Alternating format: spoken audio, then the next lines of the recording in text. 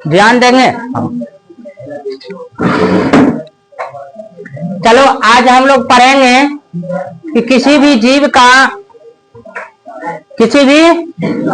की आयु को कैसे निश्चित करते हैं।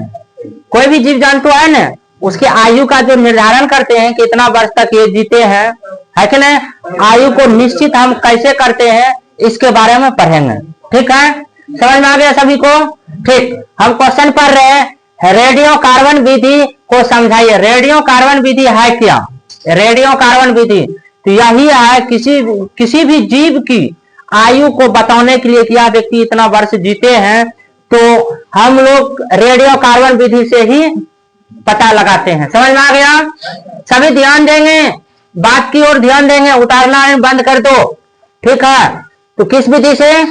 रेडियो कार्बन विधि से ही हम लोग आयु की पता लगाते हैं। ठीक, आयु जो निश्चित बताते हैं ये भौतिक शास्त्री बताते हैं। कौन बताते हैं? भौतिक शास्त्री। ठीक है, तो इसी के बारे में हम लोग पढ़ रहे हैं। तो जैसे देखो, सभी वस्तु में एक प्रकार की रेडियोधर्मी पदार्थ होता है।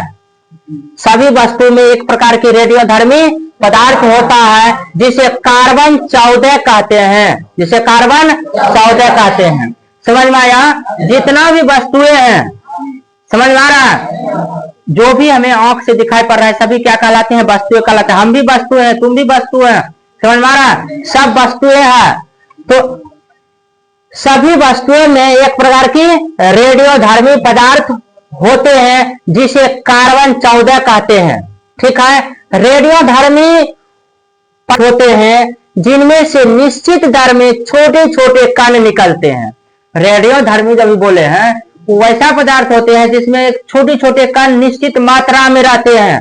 जब मनुष्य या पशु या पौधा जिंदा होते हैं, यानी जीवित रहते हैं, जो भी वस्तुएं, जब मनुष्य पशु या पौधा होते हैं यानी जीवित रहते हैं, तब वे जिस मात्रा में वायुमंडल से कार्बन 14 लेते हैं उसी मात्रा में रेडियोधर्मिता के कारण मरने के बाद उसे खो देते हैं। भौतिक शास्त्री ने इसी निहित कार्बन 14 की मात्रा का पता लगाकर उस जीव की आयु निश्चित करते हैं। समझ में आ गया?